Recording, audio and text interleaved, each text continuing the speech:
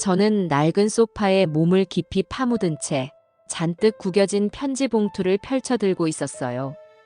가슴께가 콕콕 쑤시는 기분이 들었지만 어쩔 수 없이 떨리는 손가락으로 편지 속지를 꺼냈죠. 봉투 겉면에는 아들 내외의 이름이 또렷이 써 있어서 저는 뭔가 불길한 예감에 사로잡혔습니다. 한평생 자식 뒷바라지만 하며 살아온 제게 그 이름은 늘 희망이자 기쁨의 상징이었는데 그날은 왠지 모르게 무겁게 느껴졌어요. 더 이상 도와드릴 수 없습니다. 편지를 읽는 순간 제 손끝이 얼어붙었습니다. 안에는 작은 봉투가 하나 더 들어 있었고 그 안에 든 현금 몇 장이 전부였어요. 평소 같으면 고맙구나 한마디 했을 제 입에서 지금은 아무 말도 나오지 않았습니다. 겨우 숨을 고르고 다시 편지를 훑어보니 짤막한 문장과 함께 이걸로 조금이나마 도움되길 바란다는 취지의 말이 적혀 있었죠. 그 한 줄에 아들과 며느리의 마음이 실렸겠지만 저로서는 내리막길에 선 제 인생을 더 이상 붙들 수 없다는 뜻처럼 느껴졌습니다. 사실 저는 자동차 정비사로 평생을 일하며 받은 퇴직금과 연금, 그리고 조금씩 모아둔 저축까지 몽땅 아들의 사업과 손주들의 교육비에 보태왔어요. 언젠가 아들 내외도 형편이 나아지면 다시 찾아주겠지라는 믿음으로 제 모든 재산을 망설임 없이 내놓았죠. 하지만 아들의 사업이 실패로 돌아가고 그 뒤로 사정이 급격히 나빠지더니 결국에는 이 편지만 남았다고 할 수 있었습니다. 저는 편지와 봉투를 꼭 쥐고 한동안 멍하니 앉아 있었어요. 곰곰이 생각해봐도 앞으로 어떻게 살아야 할지 감이 잡히지 않았습니다. 며칠 뒤 주인 집으로부터 전화를 받았는데 월세를 밀린 지 오래되었다면서 방을 비워달라는 요구가 들어왔어요. 더 이상 기약 없이 버틸 수는 없겠구나 싶어 저는 몇 벌 되지 않는 옷가지와 손때 묻은 캐리어를 챙겼습니다. 그렇게 집을 나서는 날, 현관을 나서는 제 등 뒤로는 아무도 인사해주는 이가 없었죠.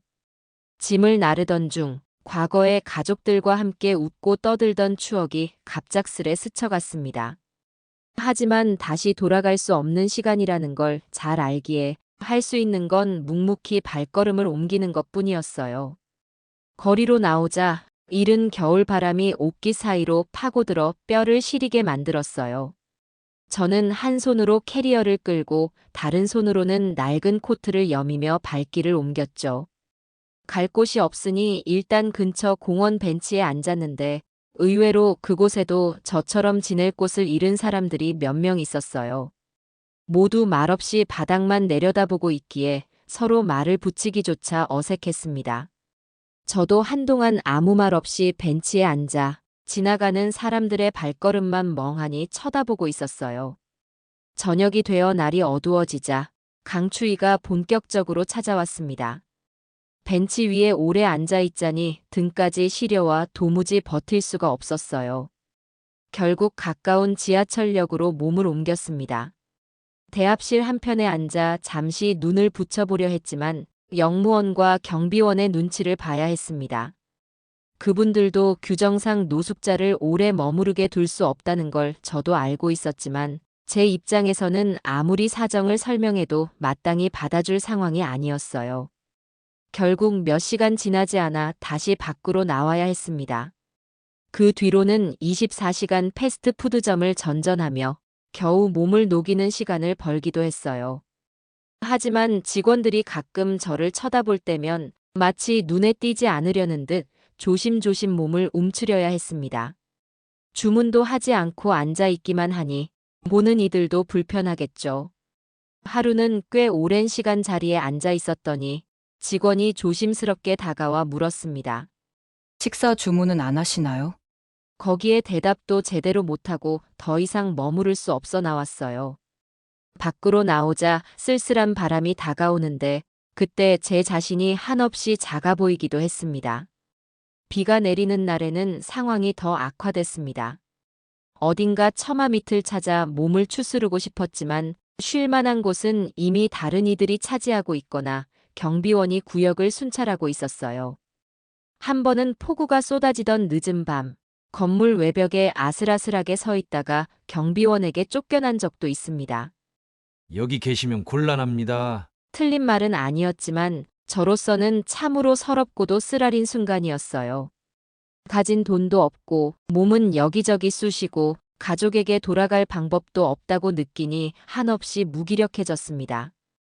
그러나 마냥 주저앉을 수만은 없었죠. 이대로 끝날 순 없다. 내가 살아온 인생이 어땠는데? 이런 자그마한 자존심이 저를 버티게 만들었다고 생각해요.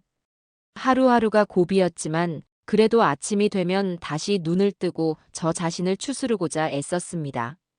제게 남은 건 뭐라도 할 수 있는 몸뚱이밖에 없다고 여겼고 누군가가 작은 도움의 손길이라도 건네줄 날이 오길 바랐죠.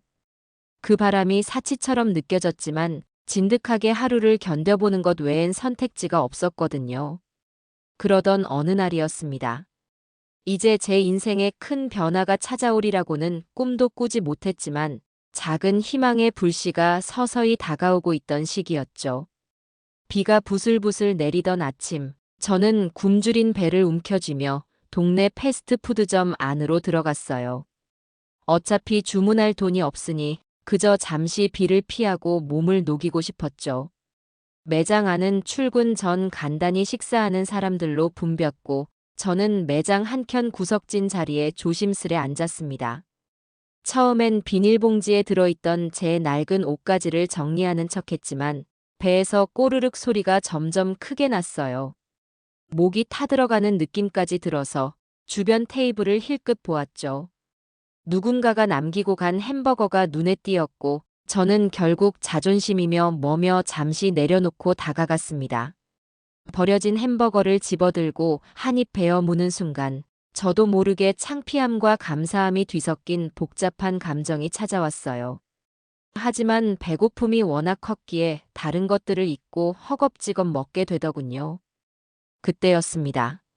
낯선 중년 남성의 발소리가 제게 가까워지더니 조용히 말을 걸었어요. 어르신, 일자리 필요하세요? 저는 너무 놀라서 그를 잠시 쳐다보지도 못하고 손에 든 햄버거를 어떻게 해야 할지도 모르겠더군요. 그 중년 남성은 깔끔한 셔츠 차림에 다소 지친 듯한 눈빛을 하고 있었어요. 그러나 말투만큼은 제 상황을 헤아려주는 듯 부드러웠습니다. 제가 전단지 뿌리는 아르바이트를 찾고 있습니다. 시급은 높지 않지만 지금 당장 시작하실 수 있어요. 처음 듣는 제안에 저는 얼떨떨했지만 그 말이 크게 다가왔습니다. 일을 할 수 있다면 지금보다 상황이 나아질 수 있지 않을까? 이런 생각이 순간 스쳐 지나갔고 저는 본능적으로 저 정말 열심히 하겠습니다. 라는 말이 튀어나왔어요. 중년 남성은 자신의 명함을 내밀며 좀 더 자세한 설명을 해주었어요. 광고 전단지를 인근 아파트 단지나 주택가에 돌리는 일이고 일한 만큼 시급을 받아갈 수 있다는 겁니다. 누군가는 허드렛 일이라고 여길 수 있겠지만 저로서는 구세주가 나타난 것처럼 느껴졌어요. 당장 돈이 한 푼도 없는 상황에서 어렵게 생긴 기회를 놓칠 수 없었죠. 그날 오후부터 저는 그가 알려준 곳곳을 돌아다니며 전단지를 뿌렸어요. 비는 계속 오락가락했지만 우산을 쓸 여유도 없이 뛰어다녔습니다. 낡은 운동화는 금세 물을 머금고 질퍽거렸고 허리와 무릎은 금방 뻐근했지만 이건 제게 주어진 마지막 기회일지도 모른다는 생각에 멈출 수가 없었어요. 오랜만에 일을 하고 있다는 사실만으로 마음이 조금은 가벼워졌죠. 며칠 뒤 아르바이트비가 첫 지급되었을 때 저는 그 현금을 손에 쥐고 한동안 멍하게 있었습니다. 적은 금액이었지만 제가 직접 번 돈이라는 자부심과 안도감이 동시에 밀려왔어요. 이것저것 계산해보니 당장 노숙 생활을 벗어날 수 있을 정도는 아니었지만 조금만 더 모으면 그래도 고시원에 들어갈 수 있겠다는 희망이 생기더군요. 그리고 그 희망은 생각보다 빨리 현실이 되었습니다. 전단지 아르바이트를 시작한 지 얼마 지나지 않아 작은 고시원 방을 구할 수 있었거든요. 지하철역 근처 빌딩 5층에 자리 잡은 창문도 없는 비좁은 공간이었어요. 하지만 제게는 그곳이 너무나도 소중해 보였습니다. 비 맞을 일은 없겠지. 추운 밤에도 벽을 등지고 잘 수 있겠구나. 저는 조그만 전등 불빛 아래를 둘러보며 고시원 방에서의 첫날 밤을 보내며 참 여러 가지 생각이 교차했어요. 새벽 5시가 되자 작은 휴대폰 알람이 울렸고 저는 곧장 일어났습니다. 고된 노숙 생활을 겪은 뒤라서 그런지 닿을 수 있는 지붕 아래서 자는 것만으로도 얼마나 큰 축복인가 다시금 깨닫게 됐죠. 간단하게 컵라면으로 허기를 채우고 전단지 뭉치를 챙겨 출근 준비를 했습니다. 아직 할 수 있어. 아직 기회가 있어. 작은 목소리로 중얼거리며 고시원 복도를 나섰어요.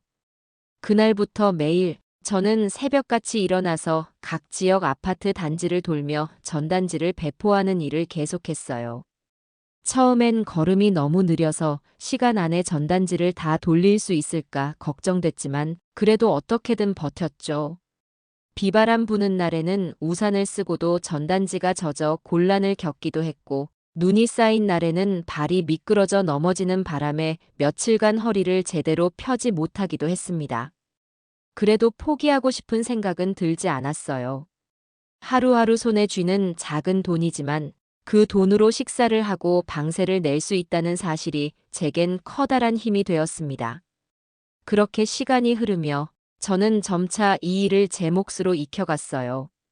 어디 우편함이 있는지, 경비원의 눈을 어떻게 피해 들어가야 하는지, 사람들에게 괜히 심한 반감을 사지 않으려면 어떻게 행동해야 하는지 등의 노하우가 생겼습니다.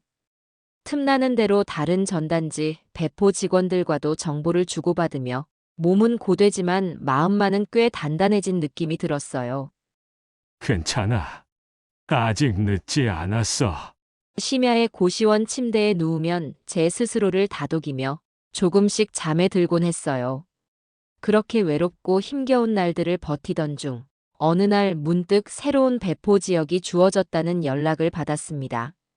그것이 제 인생에서 꽤나 중요한 하루가 될 줄은 그때는 전혀 몰랐습니다. 이번 주에는 강남 고급 아파트 단지 쪽으로 배포를 나가야 해요. 담당자로부터 이런 안내를 받았을 때 저는 조금 긴장되기도 했습니다. 고급 아파트 단지에선 전단지 배포가 엄격하게 제한되는 경우가 많아 괜히 들어가려다 쫓겨나는 일도 많거든요. 그래도 맡은 일이니 어쩔 수 없었어요. 저는 새벽에 일어나 전단지를 고르게 정리하고 지하철을 타고 부지런히 이동했습니다. 강남 거리는 아침부터 번잡했고 화려한 상가와 고층 건물들이 시선을 사로잡았어요. 멀리서 보이는 고급 아파트 단지는 울창한 가로수와 단정한 조경으로 유명해 보였죠. 경비원이 철저하게 출입을 통제하는 광경도 몇 번 본 적이 있어 저는 혹시라도 단지 내부로 들어가지 못할까봐 살짝 걱정했어요. 하지만 그날 아침 운이 좋게도 경비원이 잠시 자리를 비운 틈이 있었습니다. 저는 이 기회를 놓칠 수 없다고 판단했고 빠르게 경비실 앞을 지나쳐 아파트 단지 안으로 들어갔어요. 단지 안은 넓은 도로와 깔끔한 담장, 고급스러운 정원시설 등이 눈에 들어왔습니다. 주민들이 조깅을 하고 반려견과 산책하는 모습도 보였어요. 이런 데서 살면 마음이 좀 편안해질까? 잠깐 그런 생각이 스치긴 했지만 곧 전단지 배포에 집중하자고 제 마음을 다잡았습니다. 저는 아파트 현관을 들어가는 입주민을 따라 안으로 들어갔어요. 조심스럽게 우편함들을 찾아다니며 전단지를 넣고 있는데 갑자기 뒤에서 누군가가 날카로운 목소리로 불렀습니다. 이봐요! 당신 뭐 하는 거예요? 저는 너무 놀라 얼른 돌아봤어요. 50대 초반쯤으로 보이는 남성이 화난 표정으로 저를 노려보고 있었습니다. 그가 다가와서 전단지 뭉치를 힐끗 쳐다보더니 소리치더군요. 이런 쓰레기 같은 전단지 붙이지 말라고요! 여기가 어디라고 함부로 들어와서 이런 짓을 해요? 저는 덜컥 겁이 났지만 억지로 고개를 숙이며 죄송하다는 말을 반복했어요. 주민들이 싫어한다는 걸 알면서도 생계를 위해 어쩔 수 없이 하는 일이었으니까요. 그러나 그 남성은 분이 안 풀렸는지 계속해서 모욕적인 말을 내뱉었습니다. 나이가 많으시니 눈치도 없으신가 보네. 당장 치우고 나가세요. 그 말에 저는 정말 당황스러웠고 눈물이 울컥 쏟아질 뻔했어요. 억지로 눈물샘을 참으며 전단지를 주워 담으려 했지만 몸이 달아오르고 손이 떨려서 제대로 움직일 수가 없었습니다. 그때였습니다. 잠깐만요. 어느 차분한 목소리가 들려와 고개를 돌려보니 60대 후반쯤 되어 보이는 신사가 서 있었어요. 그분은 품위 있는 옷차림에 온화한 표정을 짓고 있었는데 제가 보기에 정말 의외의 인물이었죠. 왜 그렇게 큰 소리를 내시나요? 이분은 생계를 위해 정당한 일을 하고 계신 거잖아요. 신사의 말에 40대 남성은 더욱 격분한 표정을 지었습니다. 정당한 일이요? 우리 아파트의 품격을 떨어뜨리는 행위를 어떻게 정당하다고 할 수 있죠? 두 사람은 금세 언성을 높이며 논쟁을 벌였어요. 저는 순간 어떻게 해야 할지 몰라 우물쭈물하다가 더 이상 문제를 만들고 싶지 않아 조용히 빠져나가려 했습니다. 하지만 신사는 꽤나 단호한 표정으로 제 편을 들어주고 있었어요. 이분은 우리보다 훨씬 연세가 많으신 어르신이잖아요. 조금 예의를 갖추는 게 어떨까요? 그 말에 그 남성은 여전히 못마땅한 표정을 짓더니 결국 씩씩거리며 자리를 떠났습니다. 어찌할 바를 몰라 멍하니 서 있자 신사가 제게 다가와 부드러운 목소리로 말씀하셨습니다. 정말 죄송합니다. 배를 끼쳐드려서. 저는 황급히 고개를 숙여 인사를 드렸습니다. 그분은 고개를 저으며 말했어요. 괜찮습니다. 살다 보면 이런 일도 있는 거죠. 그 순간 제 가슴 속에서 뭔가 따뜻한 감정이 올라오는 걸 느꼈어요. 노숙 생활을 하면서 사람들의 외면에 익숙해졌고 전단지 아르바이트를 시작한 뒤에도 누구 하나 반가운 시선을 보내주는 경우는 드물었거든요. 그런데 이 신사는 처음 보는 제 사정을 조금이나마 이해해 주려 했고 큰 소리를 치는 젊은이를 제지해 주었죠. 간만에 사람다운 온기를 느끼게 해준 분이었습니다. 저는 한참 동안 어떻게 감사를 표현해야 할지 몰라 허리만 굽히며 감사하다는 말만 반복했어요. 신사는 빙그레 미소를 지으며 괜찮다고 몇 번이나 말했죠. 어쩌면 이 작은 만남이 제 인생의 또 다른 전환점이 되리라고 저는 전혀 예상하지 못했습니다. 하지만 그날 분명히 느꼈어요. 아직 세상에는 따뜻한 사람이 있고 누군가는 저를 도울 준비가 되어 있을 수도 있다는 사실을요. 주저앉아 있던 제 마음에 잠시나마 화사한 빛이 스며드는 듯 했습니다. 그리고 저는 전단지 뭉치를 다시 가방에 챙기며 내친 김에 다음 우편함까지 가야겠다고 마음먹었어요.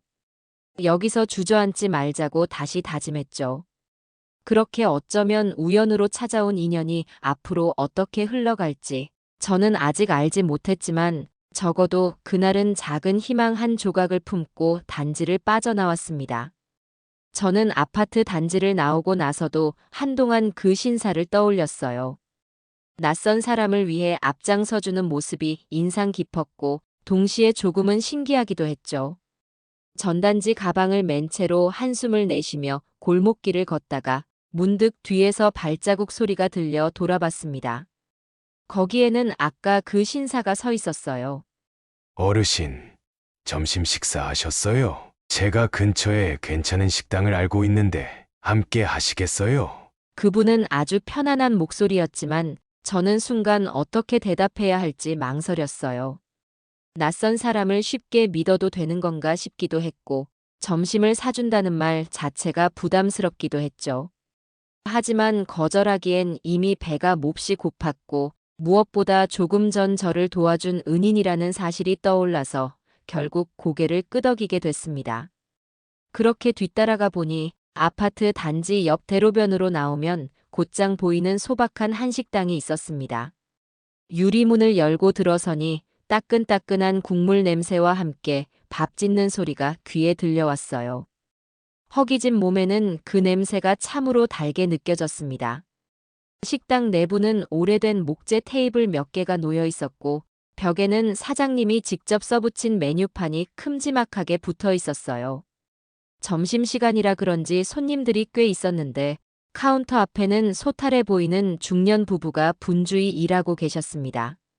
저와 신사는 빈자리에 나란히 앉아 기본 반찬과 물컵을 가져다 놓고 잠시 대화를 나눴죠.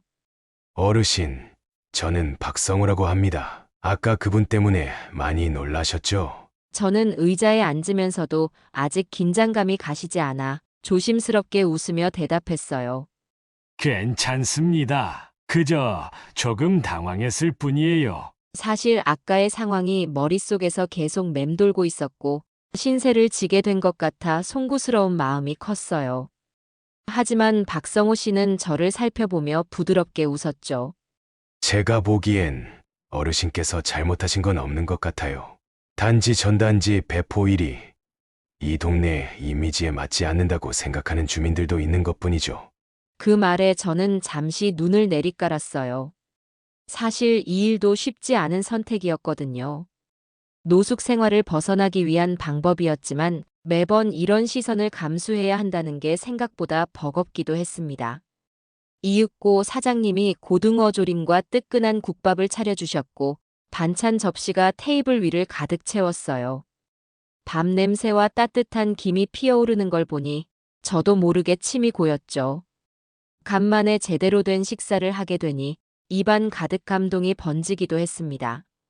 한 숟갈을 뜨자 강렬한 양념 맛이 느껴졌고 눈물이 날 정도로 따뜻했어요. 박성호 씨는 그런 저를 흥미롭게 지켜보면서 살짝 소주까지 시켰죠. 식사가 입에 맞으시면 좋겠습니다. 혹시 부담스러우시면 술은 안 드셔도 괜찮습니다. 저는 민망해하면서도 오랜만에 누군가와 함께 식사하니 마음 한쪽이 뭉클해졌습니다. 곁에서 조용히 지켜보던 사장님 내외도 저에게 살갑게 대해줘서 절로 미소가 지어졌어요. 밥을 어느 정도 먹고 나자 박성호 씨가 슬쩍 물었습니다. 어르신, 혹시 실례가 안 된다면 어떻게 이런 일을 하게 되셨는지 여쭤봐도 될까요? 저는 순간 입속에 밥이 넘어가지 않는 기분이 들었어요.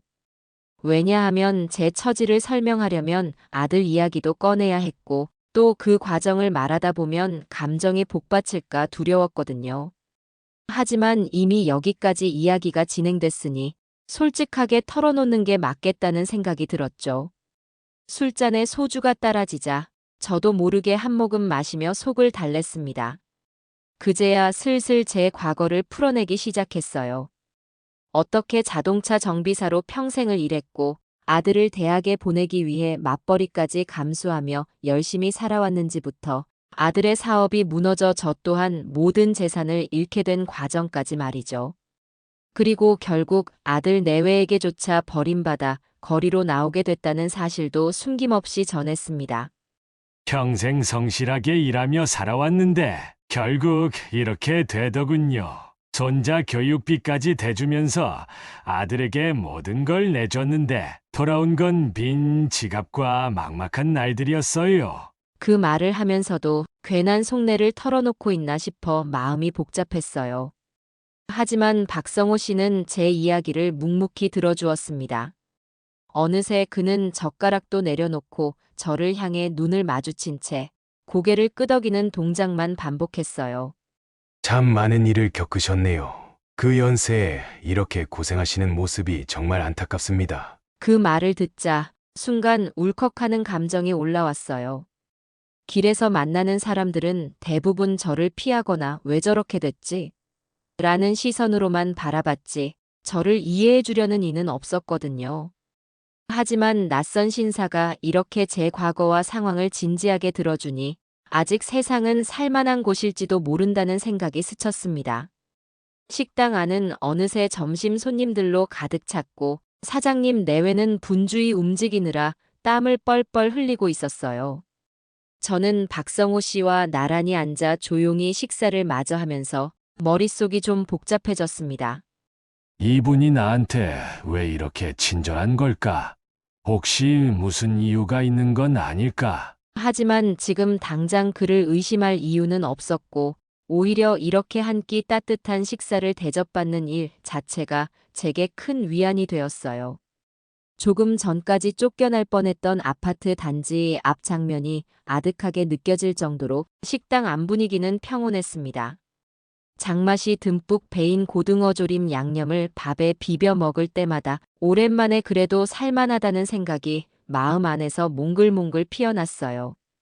제 인생이 이토록 빠르게 바뀔 수 있다니 제가 상상도 못했던 일들이 벌어지고 있다고 느꼈습니다. 그리고 이 작은 인연이 훗날 어떠한 변화를 가져올지 그때는 전혀 짐작도 하지 못했어요. 다만 그 순간만큼은 몸이 따뜻해지고 배가 부른 것만으로도 벅찬 기분이 들었습니다. 식사를 마친 뒤 테이블 위에 놓인 그릇들을 정리하던 중 박성호 씨가 갑자기 명함을 꺼내 제게 건넸어요. 순간 저는 의아해하며 명함을 살펴봤습니다. 거기에는 선명하게 태표건설 대표이사 박성호라는 글자가 박혀 있었어요. 저는 대표건설이라는 회사를 운영하고 있습니다. 요즘 신뢰할 수 있는 시설관리 담당자를 찾고 있었는데 마땅한 분이 안 계셨거든요. 그는 아주 진지한 표정이었고 저는 갑작스럽게 귀를 의심했습니다.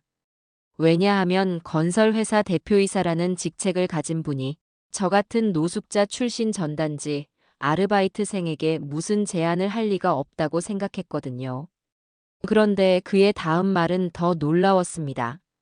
어르신께서 자동차 정비사로 오랫동안 일하셨다면 기계 쪽에 밝으실 텐데 우리 회사 시설 관리를 맡아주시면 어떨까요? 숙소도 제공해드리고 급여도 지금보다 훨씬 나을 겁니다. 그 말을 듣자 제 머릿속이 하얗게 변하는 기분이 들었어요. 설마 농담하시는 건 아닐까 싶어서 얼떨결에 명함을 다시 들여다보기도 했죠. 하지만 얼굴에서 느껴지는 그의 진지함은 농담이라고 볼 수 없었어요. 제가 이런 일을 할 자격이 있을지 모르겠습니다. 나이도 많고 이미 세상 물정에서도 한참 벗어난 사람인데 저는 스스로도 믿기지 않아 말끝을 더듬었어요. 박성호 씨는 살짝 미소를 지으며 이야기를 이어갔습니다. 나이는 숫자에 불과하다고 생각합니다. 어르신의 경험과 성실함이 저희 회사에는 더 귀중하죠. 실제로 건물 설비나 기계 분야는 신중하고 꼼꼼한 관리가 필요합니다. 차근차근 배우시면서 익혀가시면 돼요. 그 순간 제 가슴이 왠지 모르게 두근거리기 시작했어요. 정말 내게도 다시 시작할 기회가 오는 걸까? 하지만 곧 머릿속에 부정적인 생각도 따라붙었죠. 혹시 너무 큰 기대를 했다가 또 실패하면 어쩌지? 그래도 한번 해볼 가치는 있지 않을까 하는 마음이 조금씩 커졌어요. 정말 그런 일을 할 수 있을지 모르겠습니다만 일단 저도 열심히 해보고 싶긴 하네요. 제 입에서 이런 말이 나올 때 심장이 쿵쿵 뛰는 게 느껴졌습니다. 박성호 씨는 자리에서 일어나며 말했어요. 일주일 정도 생각해 보셔도 되고 당장 결정을 내리셔도 좋아요. 그는 이미 계산까지 맞춰놓은 상태였고 저에게 남은 건 대답뿐이었습니다. 식당 문을 열고 밖으로 나가니 어느새 비구름이 걷히고 맑은 햇살이 거리를 비추고 있었어요. 온몸에 따뜻한 기운이 들어오는 게 느껴졌고 제가 다시 한번 살아갈 수 있을지도 모르겠다는 생각이 고개를 들었습니다. 그렇지만 아직도 믿기지 않는 마음에 발걸음을 떼기가 조심스러웠어요. 전단지 아르바이트는 당장 그만두시라는 이야기는 아니에요. 시간을 두고 천천히 결정을 내려주세요. 박성호 씨는 다시 한번 제 상황을 배려해 주었죠. 저는 연신 고개를 끄덕이며 그와 명함을 주고받는 순간의 긴장감을 어떻게 다스려야 할지 몰랐습니다. 정말 꿈만 같은 일이 벌어졌지만 저는 그저 감사하다는 말밖에 할 수 없었어요. 그는 저를 배웅해주고는 차분히 인사를 건네고 사라졌습니다. 한참을 그 자리에 멍하니 서 있다가 다시 전단지 가방을 둘러맸어요. 아직 배포해야 할 전단지가 많이 남았거든요. 그러나 걸음을 뗄 때마다 태표건설 시설관리 숙소 제공 같은 말들이 머릿속을 빙글빙글 돌았습니다. 설마 잘못 들은 건 아니겠지. 이 나이에 건설회사 시설관리팀에 들어가게 된다니 상상도 못할 일이야. 스스로를 다독이면서도 표정에 자꾸 미소가 맴돌았어요. 버려진 햄버거를 주워 먹던 제가 불과 며칠 사이에 이런 제안을 받게 될 줄은 꿈에도 몰랐거든요. 전단지를 돌리는 동안에도 마음이 계속 들떠서 혹시 전단지를 잘못 돌리고 있진 않은지 몇 번씩 확인해야 했습니다. 가끔 우편함에 전단지를 넣다가 잘못 꽂으면 주민들의 불평을 듣기 십상인데 그날은 괜히 긴장하느라 손이 떨리기도 했어요. 노숙 생활로 몸과 마음이 너무 지쳐있던 터라 새로운 기회를 잡는 게 맞는지 두려움이 앞서는 면도 있었죠. 그러나 다른 한편으로는 이렇게나마 다시 사회에 발을 디딜 수 있다면 해볼 만하다는 용기가 조금씩 솟아올랐습니다. 혼란스러운 생각이 뒤엉킨 채로 하루 일과를 마치고 고시원 방으로 돌아오니 어느덧 저녁이 훌쩍 지나 있더군요. 방에 들어서자 제일 먼저 명함부터 꺼내 다시 확인했어요. 태표건설 대표이사 박성호. 글씨체도 깔끔했고 회사 주소와 연락처가 정확히 적혀 있었죠. 고시원 좁은 탁자 위에 명함을 놓고 저는 바닥에 주저앉아 한참을 생각했습니다. 어떻게 해야 옳은 걸까? 만약 이 일을 수락했다가 나중에 또 실패하면 어쩌나? 그렇지만 이미 아들 내외에게 버림받고 노숙까지 경험한 저로서는 더 떨어질 곳도 없다는 심정이기도 했습니다. 결국 스스로 마음을 다잡으며 작게 중얼거렸어요. 해보자. 여기서 주저앉으면 안 되지. 그날 밤 저는 쉽게 잠이 오지 않았어요. 가슴속에서 뜨거운 열기가 도는 것 같았고 창문 없는 방이 유독 좁게 느껴졌습니다. 마음 한편에는 걱정과 불안이 여전히 존재했지만 오랜만에 희망이라는 감정이 더 크게 자리 잡고 있었거든요. 새벽까지 뒤척이다가 겨우 잠이 들었고 다음 날 다시 일어나 전단지를 배포해야 했죠. 하지만 이틀 사흘이 지날수록 조금이라도 빨리 박성호 씨에게 연락하는 게 낫지 않을까? 라는 생각이 짙어졌습니다. 결단을 내려야 한다고 느꼈어요. 결국 저는 일주일도 채 지나지 않아 휴대폰을 꺼내 명함에 적힌 번호로 전화를 걸었어요. 스스로도 긴장으로 숨이 가빠졌지만 한 번 더 도전해보지 않으면 영영 기회를 놓칠 것 같았습니다. 저는 그 목소리가 들리자마자 정중히 말씀드렸어요.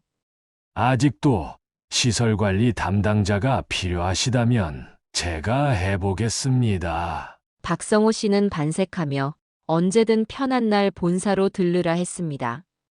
그렇게 또 한 번 제 인생에 큰 변화의 바람이 불어오기 시작했죠. 며칠 뒤 저는 긴장된 마음으로 태표건설 본사를 찾았습니다. 대형 빌딩의 입구에 태표건설이라고 적힌 로고가 걸려 있었는데 그것을 보는 순간부터 심장이 두근거려 한동안 가만히 서 있어야 했어요. 얼마 전까지만 해도 길 위에서 전단지를 나눠주던 제가 건설회사 본사 건물에 출근하게 되다니 믿기지 않았습니다. 정문을 지나 로비에 들어서자 깔끔하고 현대적인 인테리어가 제 눈을 사로잡았어요. 엘리베이터 앞에는 정장을 입은 직원들이 서류 가방을 들고 서 있었고 한쪽 벽면엔 회사의 연혁과 주요 프로젝트 사진들이 전시되어 있었습니다. 저는 어리둥절한 표정으로 이를 둘러보며 정말 내가 여기서 일하게 될 수 있을까? 라는 생각이 들었죠. 곧 경비원이 다가와 방문 목적을 물었고 저는 주춤거리며 대답했어요. 시설관리팀에 면접을 보러 왔습니다. 경비원은 명부를 확인한 뒤 반갑게 웃으며 안내해 주었습니다. 아, 박 대표님께서 말씀하신 분이시군요. 엘리베이터 타고 12층으로 가시면 됩니다. 12층에 도착하자 저는 복도를 따라 걸으며 두리번거렸어요. 건물 안은 반짝반짝 윤이 나는 바닥, 회사 로고가 새겨진 크고 작은 표지판, 바삐 움직이는 직원들로 가득 차 있었습니다. 막상 이런 환경을 마주하니 저도 모르게 주눅이 드는 기분이었죠. 허름한 옷차림은 아니었지만 그래도 한때 노숙 생활을 하던 제 모습이 머릿속에 겹쳐 보였어요. 잠시 후 시설관리팀 구역에서 박성호 씨를 다시 만났습니다.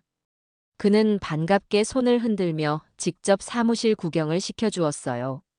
어르신, 여기가 앞으로 일하게 될 공간입니다. 저쪽에 정비용 공구함이 있고 반대편은 설비 모니터링 시스템을 설치해뒀어요. 설명을 들으면서 보니 건물의 냉난방 시설과 전기 기계실 등을 모니터링할 수 있는 컴퓨터 장비가 들어서 있었죠. 생각보다 전문적인 영역처럼 보였지만 저는 자동차 정비했던 경험이 조금이라도 도움이 되겠지라는 마음으로 차근차근 살펴봤습니다. 그리고 저는 간단한 서류 절차를 거쳐 정식으로 태표건설 시설관리팀에 합류하게 되었어요. 첫날은 주로 안전수칙과 건물 구조에 대한 설명을 듣느라 정신이 없었죠. 오래전 정비소에서 일할 때와는 전혀 다른 분위기였지만 어딘가 비슷한 면도 있다고 느꼈습니다. 기계 설비의 원리는 대체로 비슷했고 손발을 부지런히 움직여야 한다는 점도 그렇고요. 회사에서 숙소도 마련해준다는 이야기를 듣고 저는 또 한 번 놀랐습니다. 사택 수준은 아니었지만 깨끗하고 깔끔한 원룸을 준비해주겠다면서 말했죠. 하루빨리 노숙 생활이나 고시원 생활은 벗어나셨으면 좋겠습니다. 그때 제 마음속에 소름이 돋을 만큼 감사함이 밀려왔어요. 정말 내가 이 정도까지 대우를 받아도 될까?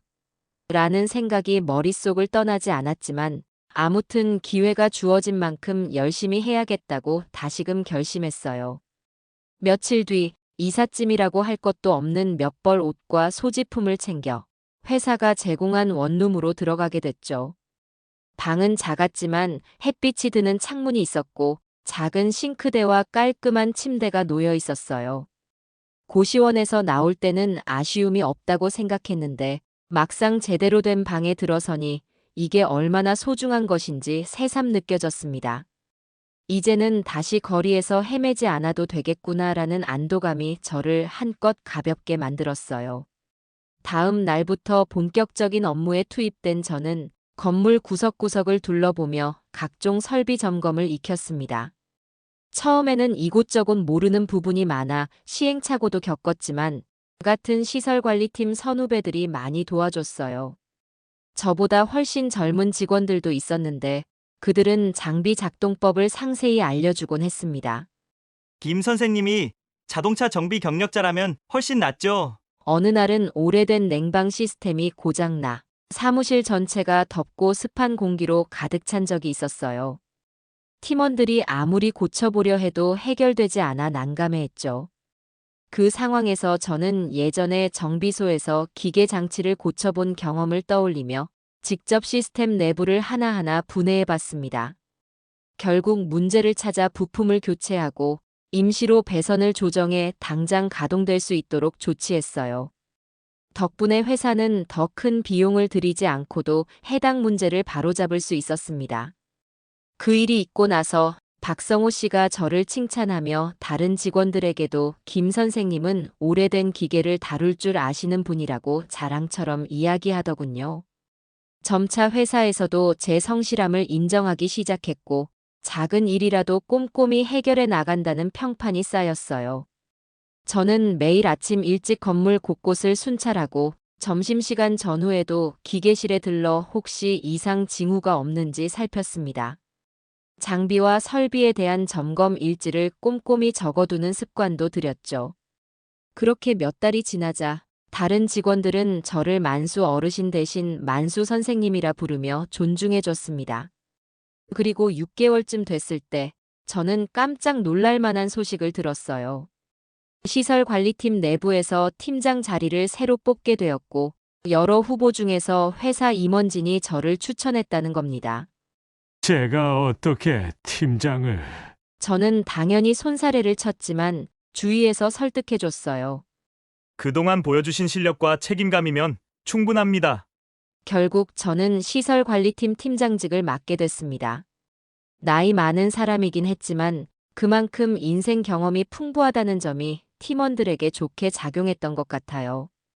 그렇게 저는 몇 명의 시니어 직원들과 젊은 직원들을 이끌며 매일매일 건물 곳곳을 살펴보는 일을 도맡았습니다.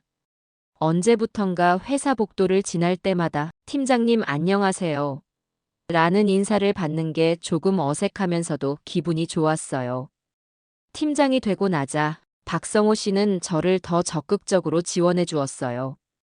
기존의 관리에 소홀했던 부분들을 새로 정비할 수 있도록 예산도 넉넉히 편성해 주었죠.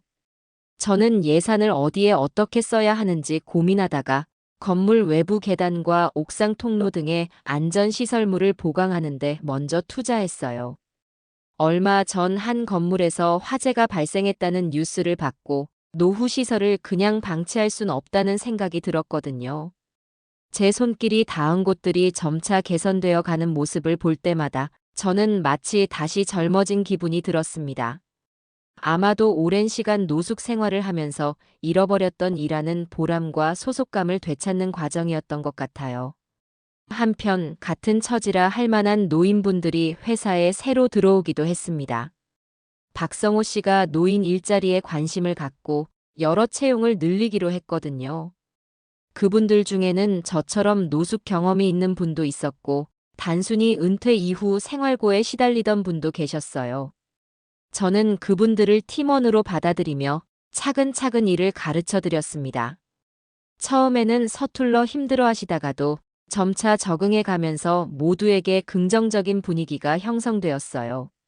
사무실 안에서는 일찍 출근한 사람끼리 모여 간단한 체조나 커피 한 잔을 즐기면서 살아온 이야기를 나누기도 했죠. 서로의 인생 경험을 공유하다 보면 자연스레 유대감이 생겼고 젊은 직원들도 그 모습에 자극받아 시니어 직원들을 공경하는 문화가 확산되었습니다. 회사가 돌아가는 상황을 보면 제가 오기 전과 달리 확실히 시설 관리 분야가 체계적으로 자리 잡히고 있다는 평가를 받았어요. 불과 1년 전까지만 해도 저는 고시원에 머무르며 언제 다시 거리로 나앉게 될지 모른다는 불안에 시달렸는데 이젠 매달 월급도 받고 조금씩 저축까지 할 수 있게 되었죠. 그 돈으로 중고지만 괜찮은 컴퓨터를 사서 업무 관련 자료도 찾아보며 늦게나마 공부에 흥미를 붙이기도 했습니다. 가끔 한밤중에 시설에서 문제가 생기면 직접 달려와서 상황을 살피기도 했어요. 그럴 때면 우리 팀장님이 너무 고생하신다며 팀원들이 따뜻한 음료를 건네주곤 했죠. 저는 오히려 내가 할 일을 하는 거다라고 대답하면서 함께 부품을 교체하고 배선을 손봐주었습니다. 그렇게 바쁘게 돌아다니는 와중에도 마음만은 한없이 뿌듯했어요. 이제 제 이름을 부르거나 절 대할 때 회사 직원들 사이에서 가벼운 존경심 같은 것이 느껴지기도 했죠. 나이가 많아도 능력을 발휘할 수 있다는 사실이 조금씩 인정받는다는 걸 체감했고 자연스럽게 제 자신에게도 자신감이 생겼습니다. 그러다 어느 날 야근을 마치고 사무실 불을 끄려는데 유난히 사무실이 조용하더군요. 창문 너머로는 도시의 불빛이 반짝였고 제가 한때 전단지를 돌리며 헤매던 길거리가 어렴풋이 떠올랐어요. 지난 날을 생각하면 아직도 가슴이 시큰거릴 때가 있지만 그 기억 때문에 지금을 더 소중하게 여기게 되는 것 같아요. 인생이 이렇게도 변하는구나. 다시 한번 기회를 얻는다는 게 얼마나 감사한 일인지. 작게 속삭이며 저는 문을 잠그고 사무실을 나섰습니다. 그때 복도에 스치듯 지나가던 박성호 씨와 눈이 마주쳤어요. 그는 새벽까지 야근 중이었는지 서류 한 뭉치를 들고 있었습니다. 저를 보자 반갑게 웃으며 말해주더군요. 늦게까지 고생 많으셨습니다. 우리 회사가 점점 좋아지고 있는 건 김 팀장님 덕이에요. 그 한마디가 제게는 큰 힘이 되었어요. 어쩌면 그가 없었다면 저는 아직도 거리에서 노숙을 하거나 작은 고시원 방 안에서 전단지를 접고 있었을지도 모르니까요. 인생이라는 게 참 어디로 튈지 모르고 어떤 사람을 만나느냐에 따라 달라진다는 사실을 다시금 깨달았습니다. 저는 건물 밖으로 나서며 시원한 밤 공기를 들이마셨어요. 아직도 기억이 생생합니다. 처음 전단지를 배포하던 날 버려진 햄버거를 주워 먹던 제 모습이 얼마나 초라했는지요. 하지만 지금은 나름의 책임과 보람을 느끼며 하루하루를 살아가고 있다는 게 실감나지 않을 정도로 대단한 변화 같았어요. 이제는 누군가에게 시선을 피할 필요도 없고 당당하게 말할 수도 있죠. 저는 대표건설 시설관리팀 팀장으로 일하고 있습니다. 인생이 이렇게나 다시 펼쳐질 수 있다는 사실이 제게는 기적처럼 느껴집니다. 물론 그 과정에서 크고 작은 어려움도 많았고 아직도 해결해야 할 문제들은 남아있겠지만요.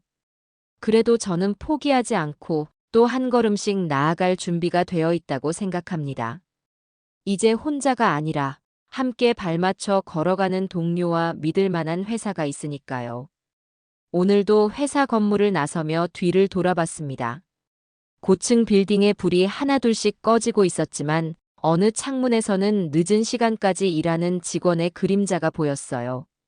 마치 제 과거에겐 어둡기만 했던 밤거리가 이젠 새로운 빛으로 채워지고 있는 듯한 기분이 들었습니다. 그렇게 저는 다시 한번 다짐했어요. 끝날 때까지 끝난 게 아니라고들 하잖아. 나이를 먹었어도 아직 할 일이 많이 남아 있어. 그 작은 속삭임이 앞으로의 삶에 어떤 변화를 가져올지는 아직 모르겠지만 확실한 건 예전의 절망 속에 살던 제가 아니란 사실입니다. 그리고 이 모든 계기는 그날 우연히 만나게 된 전단지 사건과 박성호 씨의 믿음에서 시작되었죠. 뜻밖의 제안이 결국 제 인생을 완전히 뒤바꾸었다는 걸 매일 아침 출근할 때마다 느꼈어요. 이제 더 이상 거리에서 밤을 지새우지 않아도 되고 당당하게 일하며 보람을 찾을 수 있으니 저는 충분히 행복하다고 생각했습니다. 3년이라는 시간이 지나고 저도 어느덧 안정된 일상을 즐길 수 있게 되었어요. 회사의 시설 관리팀을 이끄는 동안 여러 프로젝트를 진행했고 다양한 사람들과 협업하면서 나름의 성과도 거뒀죠. 덕분에 회사 내에서 인정받고 노인 근로자 채용에도 적극적으로 참여할 수 있었어요. 그렇게 분주하게 지내던 어느 날, 저는 예상치 못한 방문객을 맞이하게 됐습니다. 그날은 평소처럼 회의가 하나 끝난 뒤라 다소 피곤한 몸으로 로비에 들렀어요. 그런데 로비 한쪽에 낯익은 얼굴들이 서 있었죠. 바로 아들 영호와 며느리였어요. 처음에는 제 눈을 믿기 어려워서 멀찍이서 가만히 지켜봤습니다. 아버지 정말 죄송합니다. 영호는 고개를 숙이며 조심스럽게 말을 꺼냈어요. 그 표정에서는 오랫동안 마음고생을 한 흔적이 보이더군요. 옆에 서 있던 며느리 역시 눈물이 그렁그렁 맺혀 있었습니다. 저는 갑작스러운 상황에 놀라서 한동안 아무 말도 할 수가 없었어요. 회사가 이 건물로 이전한 뒤로 제 행방을 찾기 어려웠을 텐데 두 사람이 저를 찾아 전국을 돌아다녔다고 했습니다. 아버님, 정말 잘못했어요. 영호도 많이 반성하고 있어요. 며느리는 울먹이는 목소리로 그렇게 용서를 구했어요. 저는 그날 과연 이들이 진심으로 돌아온 것인지 의구심이 들기도 했습니다. 사업 실패 후 노름에 빠졌던 아들을 떠올리면 쉽게 마음의 문이 열리지 않았죠. 그 상처와 배신감은 너무 깊이 새겨져 있어 말 한마디로 씻을 수는 없었거든요. 어떻게 제가 지금 와서 너희를 받아들여야 하니? 이런 생각이 머릿속을 맴돌았지만 입 밖에 내진 않았어요. 영호와 며느리는 로비 한 구석에 마련된 테이블에서 저를 붙잡고 여러 이야기를 털어놓았어요. 영호는 재활 프로그램을 통해 노름 문제에서 벗어났고 이제는 새 삶을 살고 있다고 했죠. 며느리는 끊임없이 눈물을 닦으며 되뇌었어요. 이제서야 아버님께 돌아와서 정말 죄송해요. 우리가 너무 어리석었어요. 그들의 말을 가만히 듣고 있자니 예전 기억이 떠올랐어요. 사업 자금으로 제 모든 저축과 퇴직금을 맡겼는데 실패 후에는 아무런 책임도 지지 않고 사라져버렸던 아들 내외. 노숙 생활로 추위에 떨고 있던 저에게 연락 한 통 없었던 그 시절이 주마등처럼 스쳐갔습니다. 그래서 선뜻 용서의 말을 건네기 어려웠어요. 로비의 다른 직원들은 우리 가족의 분위기를 눈치채고 슬며시 자리를 피해 주었습니다. 그렇게 한참이 지나도 저는 대답을 하지 않았어요. 제 마음이 갈팡질팡했고 남들은 그래도 가족이잖아요 라며 쉽게 말할지 모르지만 그 아픔은 결코 가볍지 않았거든요. 결국 저는 조용히 영호의 어깨를 살짝 잡고 제안했어요. 할 말 있으면 일단 들어가서 차나 한잔 하자. 마냥 로비에서 이럴 수는 없었기 때문이죠. 영호와 며느리는 망설이다가 마지못해 고개를 끄덕였고 우리는 회사 접견실로 자리를 옮겼어요. 거기서 1시간 정도 서로의 지난 3년을 돌아보며 대화를 나눴지만 뾰족한 결론이 나지는 않았습니다. 저녁이 다가오자 성호 씨도 이 소식을 듣고 접견실로 찾아왔어요. 영호와 며느리는 성호 씨를 보고 반가워하면서도 어색해했죠. 왜냐하면 이전에 회사 행사 때 잠깐 만난 적이 있긴 했지만 제대로 인사한 적은 없었거든요. 성호 씨는 분위기를 살피며 조용히 영호 부부와 몇 마디를 주고받더니 저에게 시선을 돌렸습니다. 어르신, 용서는 상대방이 아닌 자신을 위한 것입니다. 완전히 놓아주는 거죠. 그 말은 평소에 성호 씨가 자주 이야기하던 삶의 철학이었습니다. 상대방이 아무리 잘못했다고 하더라도 미움을 계속 품고 사는 건 결국 자신에게 독이 된다는 뜻이죠. 저는 접견실 소파에 앉아 창문 밖을 바라봤어요. 지하에서 노숙하던 시절엔 상상도 못했던 고층 건물의 야경이 조금씩 어두워지고 있었죠. 정말로 이 아이들을 용서하는 게 제 자신을 위한 길일까 하는 의문이 들기도 했어요. 하지만 왠지 그 말이 뼈아프게 다가왔습니다. 집요하게 남아있는 원망과 서러움이 제 가슴 한구석을 계속 짓누르고 있었거든요. 결국 저는 그날 아무 결론도 내리지 못한 채 영호와 며느리를 보내고 회사 숙소로 돌아왔어요. 머리가 복잡했지만 성호 씨가 했던 말은 묵직하게 제 귀에 남아 있었죠. 분명 아들 내외의 행동으로 인해 극심한 고통을 겪었지만 그날 제가 느낀 건 그들 역시 고통의 시간 끝에 진심으로 사과하려 찾아왔다는 사실이었습니다. 잠자리에 누워서도 마음이 뒤엉켰고 쉽게 잠들 수 없었어요. 그렇게 고민을 이어가던 며칠 후 다시 영호와 며느리가 회사에 찾아왔어요. 직원들이 회의실로 안내해 주었고 그들은 한껏 긴장된 얼굴로 문 앞에 서 있었습니다. 제가 자리로 들어서자 영호가 조심스레 다가와 말했어요. 아버지, 한 번만 더 기회를 주시면 안 되겠습니까? 전에는 볼 수 없었던 간절함이 담겨 있었죠.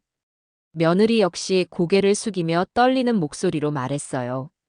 그동안 어찌 살아오셨을지 저희가 정말 무심했습니다. 그리고 저희를 용서하지 않으셔도 좋아요. 그저 아버님을 이제라도 돕고 싶습니다. 그 말에서 묘한 진정성이 느껴졌습니다.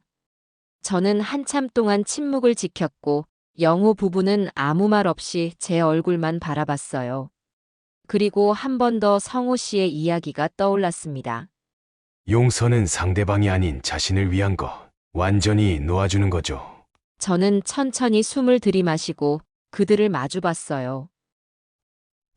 그래, 용서해 주겠다는 말은 당장 못하겠다. 하지만 최소한 다시 한번 우리 인연을 생각해 볼 여지는 있는 것 같다. 영호와 며느리는 제 이야기를 듣고 울먹이며 고개를 끄덕였어요. 그 순간 마음속에 묵직하게 얹혀있던 돌덩이가 조금씩 가벼워지는 기분이 들었습니다. 물론 완전히 용서하고 이전처럼 살 수 있는 건 아니지만 그래도 이들에 대한 미움이 예전보다는 조금 덜어졌어요. 그렇게 아들 내외의 방문을 계기로 저는 가족관계를 다시 생각하게 되었고 이따금씩 식사 자리를 만들며 서서히 대화를 이어갔습니다. 빠른 화해는 어려웠지만 천천히 마음의 빗장을 풀어보려 노력했어요. 이것이 제가 스스로를 위해 해야 할 일이라는 생각이 조금씩 확고해졌거든요. 그로부터 시간이 흐르면서 저는 제 과거 경험을 토대로 새롭게 시도해보고 싶은 일이 생겼어요.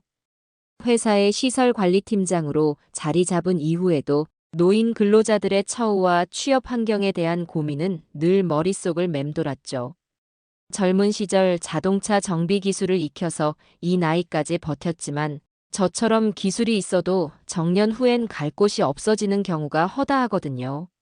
저처럼 기술이 있어도 나이 때문에 버려지는 사람들이 너무 많아요. 어느 회의 자리에서 제가 꺼낸 이 말에 성호 씨는 깊이 공감했습니다. 이미 저를 고용하면서 시니어 일자리 문제의 심각성을 깨달은 터라 이 분야에 더 적극적으로 투자해볼 의향이 있다고 했어요.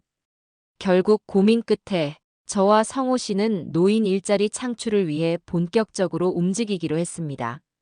처음에는 태표건설 내부에서 새로운 부서를 만들거나 시니어 채용을 더욱 확대하는 방안을 모색했죠. 하지만 점차 이야기가 구체화되면서 별도의 법인 설립을 통해 더 많은 노인들에게 다양한 기회를 주는 게 좋겠다는 결론에 다다랐어요. 그리하여 탄생한 게 실버 테크닉스라는 회사였습니다. 목공, 전기 수리, 자동차 정비 등 여러 기술을 가진 노인들에게 안정적인 일자리를 제공하고 그들의 경험과 지혜를 최대한 활용하는 형태를 구상했어요. 회사가 크진 않았지만 소규모 프로젝트부터 차근차근 시작하면서 몸집을 키워나가는 전략이었죠. 초반에는 자본도 넉넉하지 않고 노인들에게 맞는 작업 환경을 어떻게 구축해야 할지도 막막했어요. 그러나 제게는 오래전부터 익힌 정비 경험과 태표건설에서 배운 시설관리 지식이 있었습니다. 그것들을 토대로 시니어 친화적 작업 시스템을 고안했어요. 가령 무거운 기계를 옮길 때는 꼭 2인 이상이 함께 작업하도록 규정하고 어르신들이 쉬는 휴게실을 종종 마련해 체력적으로 과부하가 오지 않도록 배려했어요. 또 안전장비 사용을 철저히 하고 낙상 사고 예방을 위해 작업대 높이를 낮게 조절하는 등 세세한 부분까지 신경 썼습니다. 이런 디테일이 쌓이다 보니 다른 업체보다 사고율이 크게 낮아졌어요. 처음엔 의뢰 건수도 적었지만 꼼꼼하게 일한다는 입소문이 돌면서 조금씩 고객이 늘어났어요. 특히 젊은 기술자들이 놓치기 쉬운 사소한 부분을 어르신들이 꼼꼼히 챙겨준다는 점이 큰 강점으로 작용했습니다. 어떤 날은 문고리를 교체해달라는 소소한 요청도 들어왔고 또 다른 날은 작은 공장을 돌며 오래된 기계를 점검해달라는 주문도 이어졌죠. 그렇게 차근차근 실적을 쌓고 고객 만족도가 높아지자 지역 사회에서 여기는 믿고 맡길 수 있는 곳이라는 평가가 자리 잡았어요. 낡은 가전제품 하나라도 깔끔하게 수리해내는 모습을 본 주민들은 놀라워하곤 했습니다. 신기하네요. 어르신들이 이런 것까지 고치실 줄은 몰랐어요. 실버 테크닉스가 어느 정도 안정 궤도에 오르자 자연스럽게 제 일상도 바쁘게 흘러갔어요. 태표건설 시설관리팀장 업무와 실버 테크닉스 사업 준비를 병행해야 했기 때문에 때로는 체력이 달릴 때도 있었지만 뿌듯함이 훨씬 컸습니다. 저녁이 되면 젊은 시절처럼 빠릿빠릿하게 움직이지 못하는 제 자신을 발견하곤 했지만 그래도 이 나이에 이토록 분주하게 지낼 수 있다는 사실이 감사했어요. 회사를 설립한 지 1년가량 지나자 실버 테크닉스는 지역 신문과 라디오에 소개될 정도로 유명세를 탔어요. 안녕하십니까? 오늘은 지역 곳곳에서 화제를 모으고 있는 실버 테크닉스 소식을 전해드립니다. 노인들의 풍부한 기술과 경험을 혁신적으로 결합해 전문가들은 이 시대에 꼭 필요한 모델이라며 큰 호평을 보내고 있죠. 이미 여러 신문과 라디오 매체가 앞다투어 취재에 나서면서 빠르게 유명세를 얻고 있는 상황인데요. 잠시 후 현장 취재를 통해 실버 테크닉스가 어떻게 새로운 패러다임을 제시하고 있는지 알아보겠습니다. 사실 저와 성호 씨는 그저 우리 같은 노인이 일할 기회를 만드는데 집중했을 뿐인데 어느새 사회적으로 모범이 된다는 평가를 받으니 조금 실감이 안 나기도 했습니다. 사업이 이렇게 확장될 줄은 몰랐는데 다 팀장님 덕분입니다. 성호 씨는 종종 제게 이렇게 말하며 웃는 얼굴을 보였어요. 아유, 대표님이 적극적으로 밀어주셔서 그런 거죠.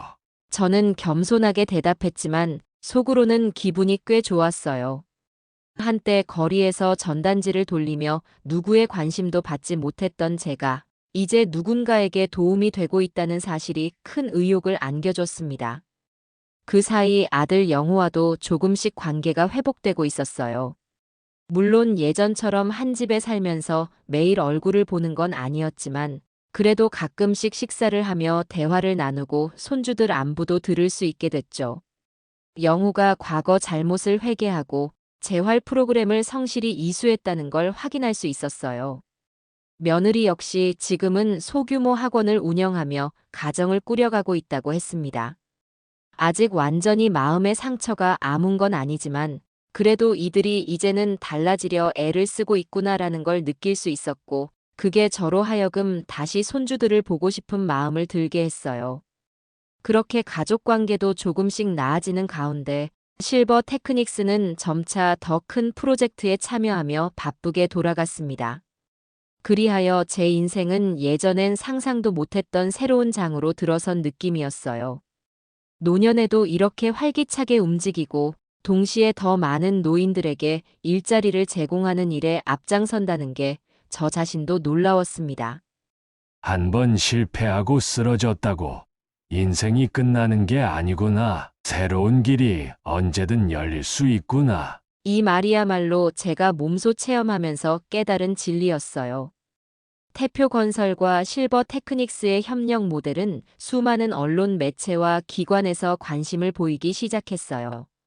처음에는 지역 신문 정도였는데 점차 전국구 방송사나 주요 경제지에서도 취재를 요청해 왔습니다.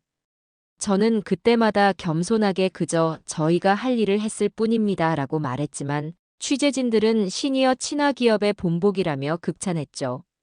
그렇게 자연스럽게 제가 언론과 인터뷰하는 자리도 늘어났어요. 처음엔 낯설고 떨려서 두서없이 말하기 일쑤였지만 몇 번 겪고 나니 차츰 익숙해졌습니다. 프로그램에 출연해서 노인 일자리 문제를 진솔하게 이야기해 달라는 요청도 종종 들어왔어요. 어느새 저는 단순한 회사원이나 경영인이 아니라 노인 일자리 전문 강연자로 알려지게 되었죠. 80대 중반이 된 지금 저는 전국을 다니며 강연을 합니다. 가끔씩 스스로 웃음이 나와요. 이 나이에 무슨 강연이냐는 생각이 들다가도 수많은 청중 앞에서 마이크를 잡고 과거 노숙 생활의 경험과 실버 테크닉스 운영 과정을 설명하면 객석에서는 진한 감동과 공감을 보내주거든요. 어떤 이들은 눈물을 글썽이며 제 이야기를 들으면서 어르신 고용의 중요성과 가능성을 새롭게 깨닫게 된다고도 말해줍니다. 버려진 기술, 잊혀진 지혜를 다시 활용하는 것이 우리 사회의 미래입니다. 매 강연이 끝날 무렵 저는 꼭 이렇게 얘기하곤 해요. 그 말을 들을 때마다 관객들은 고개를 끄덕이며 박수를 보내줍니다. 한때 버림받았다고 여겨졌던 제가 이제는 다른 사람들에게 새로운 비전을 제시하는 위치가 되었다는 사실이 상징적으로 다가와요. 실버 테크닉스와 태표건설의 협력 사례는 학계나 기업 경영 세미나에서도 화제가 되었습니다. 이 모델을 벤치마킹하겠다며 연수 요청을 하는 단체도 많았어요. 성호 씨와 저는 따로 시간을 내어 어떤 식으로 시니어 노동자들을 교육하고 적재적소에 배치해야 하는지, 그리고 이들의 인권과 안전을 어떻게 보장할 것인지를 정리한 매뉴얼을 만들었어요. 이 매뉴얼이 배포되면서 전국 곳곳에서 노인 일자리 사업을 확대하는 움직임이 활발해졌죠. 인생은 언제든 새롭게 시작할 수 있다. 저는 강연장에서 이 문장을 자주 꺼내는데 듣는 이들 중에는 청년부터 중장년, 노인까지 다양한 연령대가 있습니다. 저마다의 환경과 어려움을 안고 있지만 제 이야기가 조금이라도 희망이 되길 바라죠. 청년들은 나이 들어서도 저렇게 멋지게 활동할 수 있구나 하고 놀라워하고 중장년들은 아직 늦지 않았다는 위안을 얻는다고 해요. 아들 영호도 저와 함께 그 길을 걷고 있습니다. 재활 프로그램을 마친 영호는 예전과 달리 성실히 새 삶을 만들어가려 노력했고 결국 제 사업에 합류하게 됐죠. 마케팅 분야에 관심이 많았던 영호는 실버 테크닉스의 홍보와 고객 관리를 담당하면서 점차 실력을 인정받기 시작했습니다. 아버지, 이번에 공장 설비 유지 보수 계약을 따냈어요. 시니어 기사님들 중에서 기계 쪽에 강한 분들은 빨리 투입해야 할 것 같아요. 이렇게 적극적으로 나서는 아들의 모습을 보니 예전에 무책임했던 모습이 떠오르지 않을 정도로 많은 변화가 느껴졌습니다. 가족의 화해와 함께 이제 저희는 모두 한 방향을 향해 달려가고 있어요. 손주들도 가끔 회사 행사에 초대해서 시니어 직원들과 인사를 나누게 합니다. 그러면 나이 차이가 많이 남에도 불구하고 서로 웃으며 대화를 주고받더군요. 그 광경을 볼 때마다 저는 이렇게 세대가 함께 어울리며 서로 배우고 도울 수 있구나 라는 생각에 가슴이 따뜻해집니다. 도움받던 사람이 도움을 주는 사람으로 변신하기까지 제게는 참 많은 우여곡절이 있었어요. 하지만 그 지난한 과정이 없었다면 지금의 저는 없었을 거라고 생각해요. 고난과 실패가 주는 교훈을 발판 삼아 다시 일어설 용기를 얻었으니까요.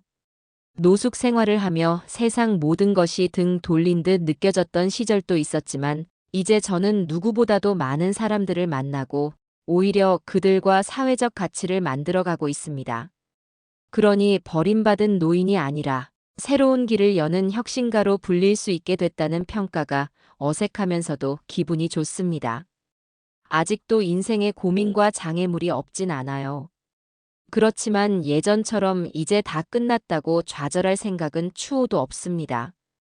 제가 직접 체험한 바로 인생은 정말 언제든 방향을 바꿀 수 있고 새로운 문을 열 수 있는 가능성을 안고 있으니까요.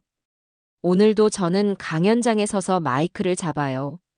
청중들에게 제 이야기를 꺼내면서 노인 일자리와 기술의 재발견을 강조해요. 그리고 마지막으로 꼭 이렇게 외칩니다. 인생은 언제든 새롭게 시작할 수 있습니다. 제가 그 증거입니다. 그러면 여기저기서 박수 소리가 터져나오고 곳곳에서 환한 얼굴들을 보게 돼요. 그때마다 생각합니다. 내가 이 무대에 서 있기까지 얼마나 많은 우여곡절을 겪었는가. 하지만 그 모든 게 다 의미 있었구나. 이제 저는 저처럼 어려움에 처한 노인들에게 작게나마 길을 비춰줄 수 있다는 사실에 감사해요.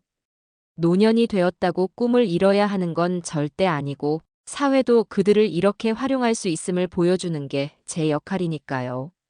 마침내 버려진 노인이 아닌 길을 제시하는 사람으로 자리 잡았다고 느낄 때면 세상 그 무엇도 부럽지 않아요. 실버 테크닉스 사무실 한쪽 벽에는 언젠가 성호 씨가 액자로 만들어준 문구가 걸려 있어요. 삶은 언제나 다시 시작할 수 있는 힘이 숨어 있습니다. 이 문구를 보며 저는 오늘도 새로운 희망을 꿈꿔요. 노인의 지혜가 세상을 바꿀 수 있다는 믿음, 그리고 저 같은 평범한 사람도 그 변화를 이끌 수 있다는 용기가 제 하루를 지탱해 줍니다. 그렇게 저는 지금 이 자리에서 과거의 제 모습을 떠올리며 사람들에게 말하고 싶습니다. 포기하지 마세요. 길은 생각지 못한 곳에서 열립니다. 그리고 이제는 아들 영호, 며느리, 그리고 사랑스러운 손주들과 함께 그 길을 당당히 걸어갈 겁니다. 그것이 제가 이룬 화해와 도전의 결실이자 앞으로의 미래를 향해 이어지는 발걸음일 테니까요.